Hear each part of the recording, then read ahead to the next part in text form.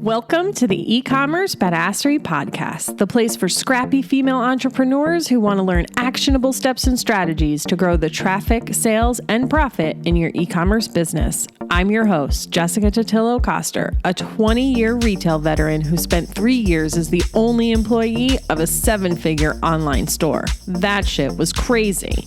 I know exactly how it feels to do all the things, and I'm sharing everything I learned the hard way so you don't have to. I may have started this business by accident, but supporting badass bosses like you lights me the fuck up, and I am so stoked to see you grow. Are you ready, babe? Let's roll. Welcome back to the eCommerce Badassery podcast. I'm your host, Jessica Totillo-Coster. If you didn't already know, I've been doing weekly live audits on Clubhouse with my branding friend Bianca of Branding with B. I'll stick a link to her website in the show notes. Brave souls come up on stage and have us review their website and Instagram profiles, and we give them tips and tricks to improve their performance.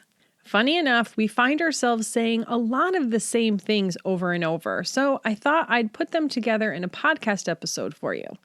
So here we go. 10 random tips to improve your e-commerce business. Let's get started with Instagram, and we're going to work our way top down. First up is your profile photo. Now, when you look at my profile, you'll see that I have a photo of me, and that makes sense because I'm a service provider. When someone is going to hire me, they're investing in me. But for you as a product-based business, even if you are the face of your brand, you're best represented by using your logo as the profile photo. Yes, some product-based businesses opt to use a photo of their product or even a behind the scenes of your product being created, but the main issue with that is it's not recognizable. One of the most important roles branding plays in business is for you to be recognizable. And that's why you'll see me always using the black heart and lightning bolt emojis. And I use a lightning bolt in my logo as well. So for you as a product-based business, it makes the most sense to use your logo so that as soon as someone sees your profile or a post in their feed, they know that it's from you. The trick here is you have to make sure that your logo is actually readable. So if you only have a horizontal version of your logo, written out in text, you're going to want a submark, which is just a version of your logo that works in small spaces. You'll usually see the text stacked or even written out in a circle. Next up is the name field. This is the bold text that appears right under your profile photo. This text on Instagram is searchable, so you'll want to optimize this to include keywords that your ideal customer will be searching on Instagram to find a product like yours. Most product-based businesses tend to put their brand name in here, but if you already have that as your handle, you don't need to repeat it. Now, if you're some huge company with crazy brand recognition, that's one thing. But if you're using Instagram to find new customers, you're going to want to make sure this bit of text is optimized for new customers to find you.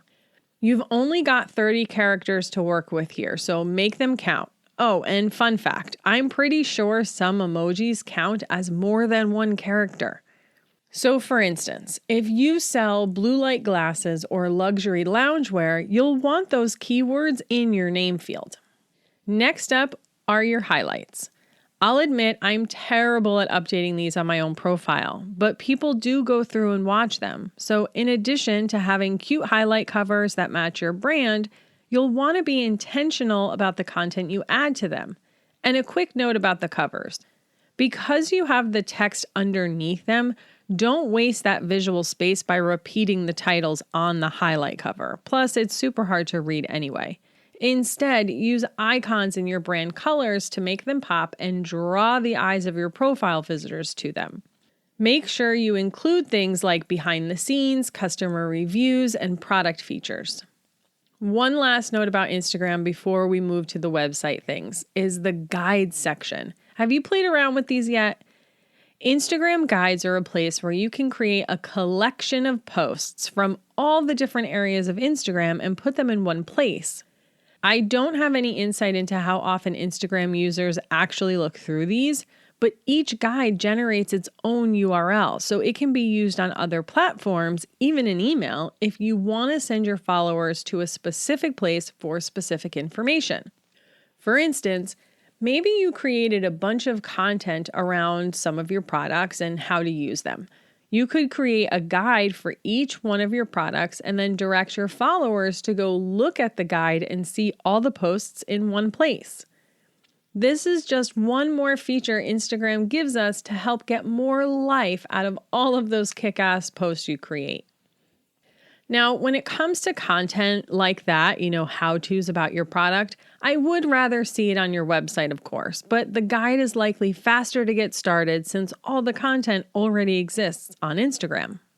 All right, so that isn't a full lesson on how to get the most out of Insta, but like I mentioned, they were the things Bianca and I found ourselves repeating a lot, so hopefully you learned something new today.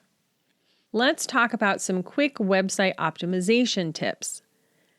First things first, I want you to go browse your website in incognito mode and make sure you don't have any rogue pop-ups showing up on your website that you weren't aware of. It's really important you do this in private browsing because it's possible there's a pop-up you don't see because you're already on the list or you've closed it out in the past.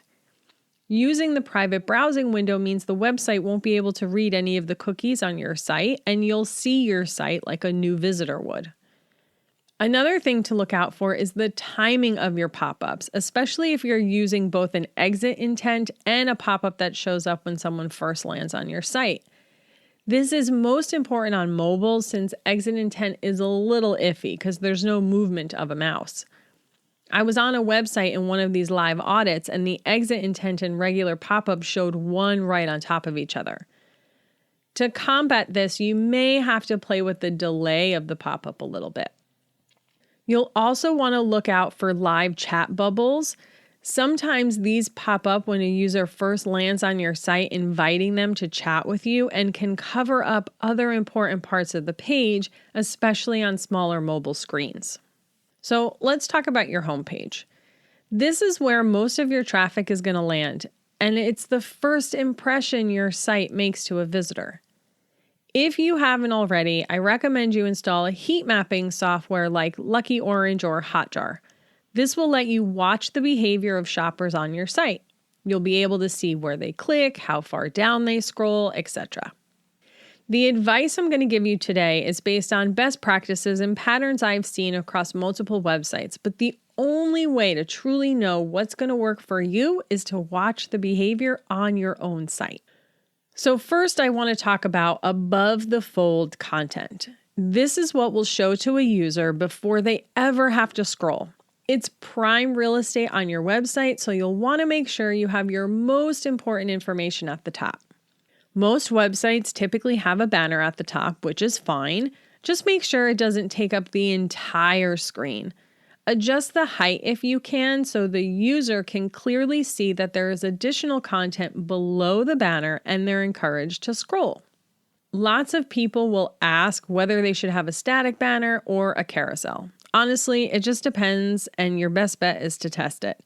Whichever way you go, make sure you're including the most important collections or features up there. You'll definitely want to swap this out for big holidays and new collections. For the rest of your homepage, you'll want to feature important collections or even specific products, depending upon your business. The smaller your assortment, the more specific you can get. For instance, a client I worked with has about 10 SKUs in her assortment across 2 product types. One of those products is very unique and is her overall bestseller, so we featured that product right on the homepage. You could even add product carousels for some of your top-selling collections with your top-selling items in that category.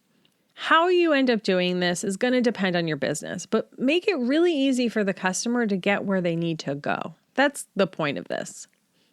Also on the homepage, you'll want to put some actual text talking about your business. Tell the people what you sell and who you sell it to. This is good not only for the new customer who wants to learn more about you, but it's also good for SEO and helping search engines understand what your website is all about. And next is to get some social proof on your homepage. If you're using a review platform like Yotpo, you can embed a widget on your homepage that updates with the latest reviews. At a minimum, just adding in a few customer testimonials works here too. It doesn't have to be overly fancy. And then my last tip for this episode is to optimize your navigation. To do this well, you have to first think about how someone would shop for your product and how they can be naturally categorized. Now, of course, if you have a small catalog, you can put your few collections under one shop tab and skip the next minute or so of this episode. But if you have a wide assortment, you're going to want to spend a little bit more time on this.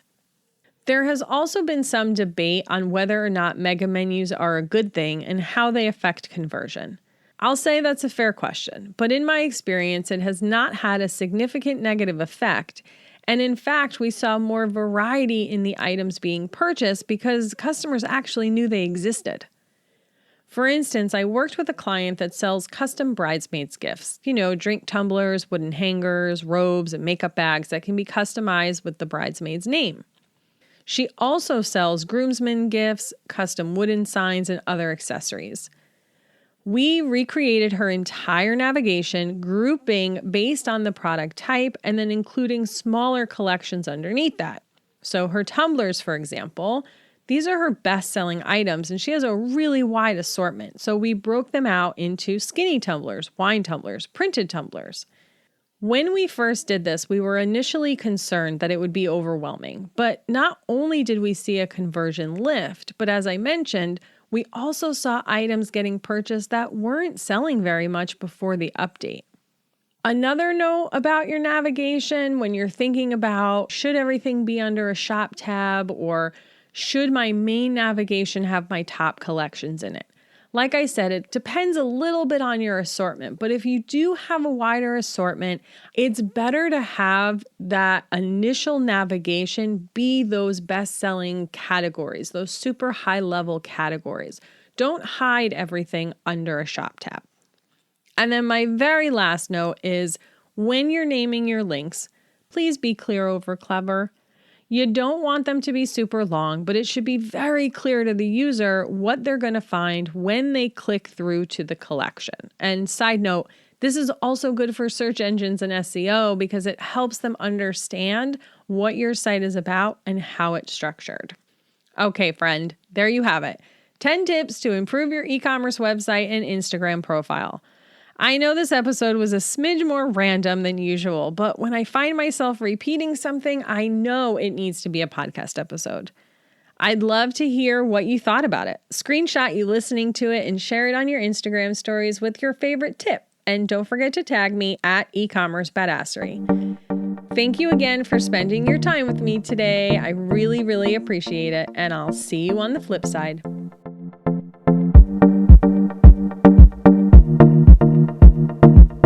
Thank you so much for listening to today's episode. If you like what you heard, I'd be so grateful if you'd leave a review on Apple Podcasts, and don't forget to subscribe so you never miss an episode.